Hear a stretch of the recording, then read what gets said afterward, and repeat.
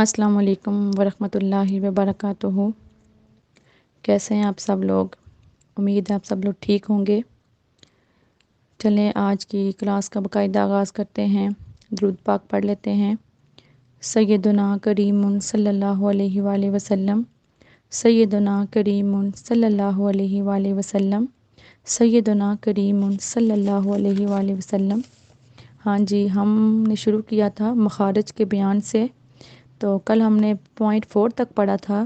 Number 1 پہ ہم نے حروف حلقی پڑھے تھے، نمبر 2 پہ ہم نے حروف شفوی پڑھے تھے، اور اینڈ پہ ہم نے قاف اور کاف بھی پڑھا تھا۔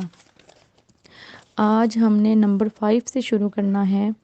آج ہم نے سیکھنا ہے جیم، شین اور یا کا مخرج، جیم، شین اور یا کہ یہ کہاں کہاں سے ادا ہوتے ہیں۔ تو جو ہمارا ہے جیم، شین، یہ تھوڑا سا میں بتاتی چلوں کہ جب ہم نے شین پڑھنا ہے تو ہم نے اس کو اے میں شین نہیں پڑھ دینا، اس میں سے ش اس طرح کی آواز آنی چاہیے۔ جیم، شین، یا۔ اس کا مخرج کیا ہے؟ زبان کا درمیان، زبان کی جو درمیان والی جگہ ہے وہ جب ہمارے اوپر کا جو تعلق ہے، جو ہمارا اوپر کرو ہے، اس کے درمیان میں جب ہمارے زبان کا درمیان ٹچ ہوگا تو وہاں سے یہ 3 لفظ پروناؤنس ہوں گے۔ کون کون سے؟ جیم، شین، یا۔ جیم، شین، یا، جیم، شین اور یا۔ نمبر 6 پہ آ جائیں۔ اس پہ بھی یہ 3 حروف تہجی ہیں۔ سب سے پہلا ہے لام، پھر ہے نون اور پھر ہے را۔ را، را کو ہم نے ہمیشہ جو ہے وہ را کو جو ہے ہم نے موٹا پڑھنا ہوتا ہے، اور کئی کنڈیشن میں آگے جب آپ جائیں گے، کئی کنڈیشن میں ایسا بھی ہے کہ را کو ہم کہیں پہ باریک پڑھتے ہیں، کہیں پہ موٹا پڑھتے ہیں، کہیں پہ پر پڑھتے ہیں۔ تو لام، نون اور را کا جو مخرج ہے وہ کون کون سا ہے؟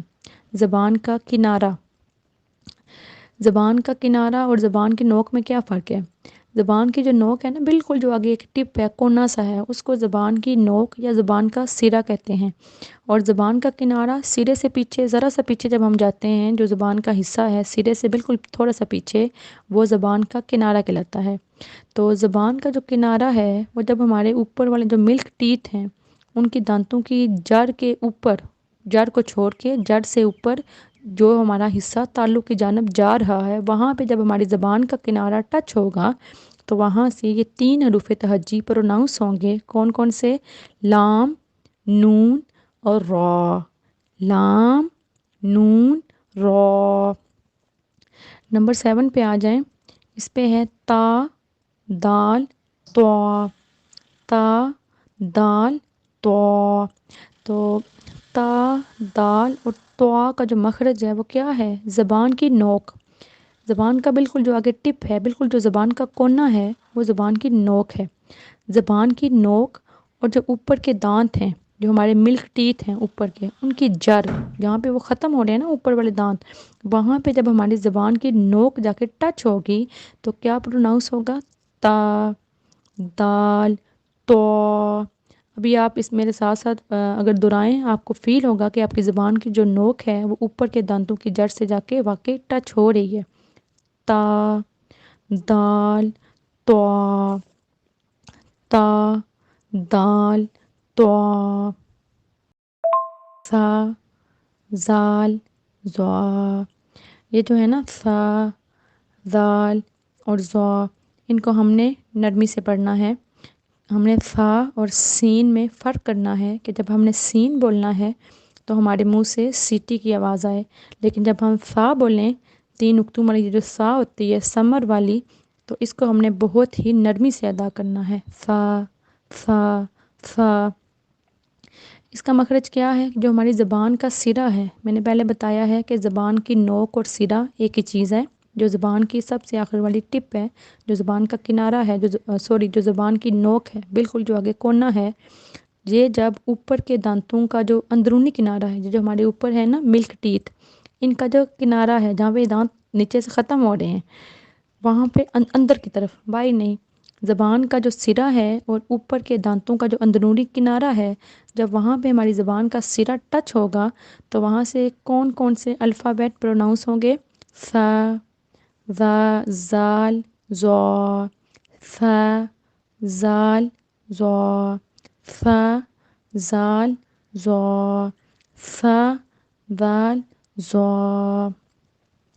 ہاں جی، نمبر 9 پہ ہے ز، سین، صاد، ز، سین، صاد۔ اچھا جی، یہ جو تینوں ہیں یہ کہاں سے ادا ہو رہے ہیں؟ زبان کی نوک، وہی سرا جہاں پہ زبان کے بالکل آگے جو ٹپ ہے باریک سی، اور دونوں دانتوں کے، جو ہمارے اوپر والے دونوں دانت ہیں ان کے اندرونی کنارے سے، ٹھیک ہے؟ جب ہماری زبان کی نوک دونوں دانتوں کے اندرونی کنارے سے جا کے ٹچ ہوگی تو کیا ادا ہوگا؟ ز، سین، سین، صاد، ز، سین، صاد، ز، سین، صاد۔ اور نمبر 10 پہ آ جائیں، سب سے لاسٹ والا۔ بعض لوگ اس کو جو ہے وہ ضاد پڑھتے ہیں، بعض اس کو دواد پڑھتے ہیں، لیکن یہ سب سے مشکل مخرج ہے دواد کا۔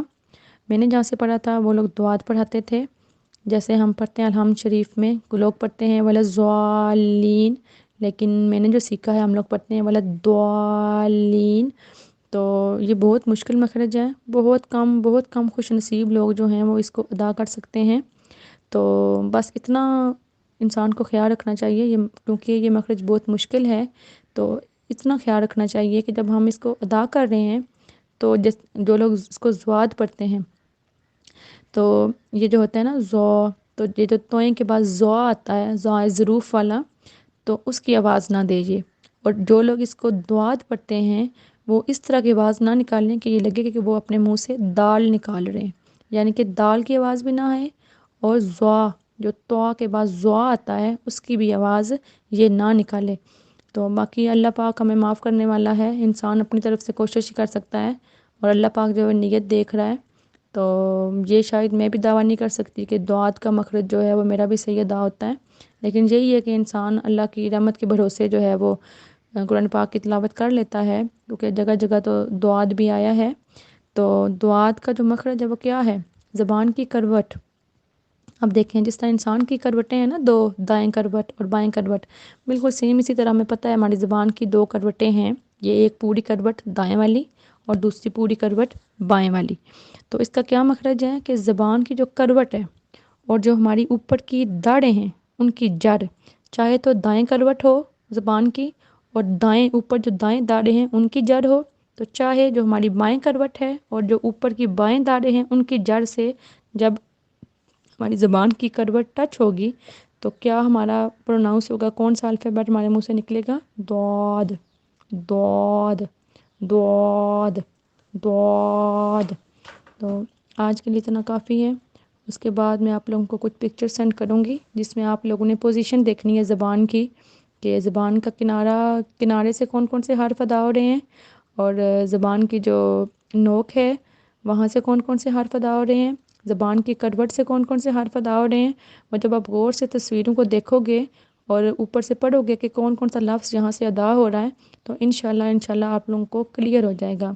اب کل سنڈے ہے تو آپ لوگوں سے میری یہی ریکویسٹ ہے کہ جو میں نے آپ کو مخارج بتا دیے ہیں سارے، ان کی آپ لوگوں نے بار بار پریکٹس کرنی ہے، بار بار پریکٹس کرنی ہے، اور جس کسی کو جو بولنے میں یا جو مخرج نکالنے میں مشکل آ رہی ہے وہ پرسنلی مجھے میسج کرے، مجھے بتا دے کہ یہاں سے میں مشکل آ رہی ہے، آپ ہم سمجھا دیں، انشاءاللہ میں پوری کوشش کروں گی ان کو سمجھانے کی۔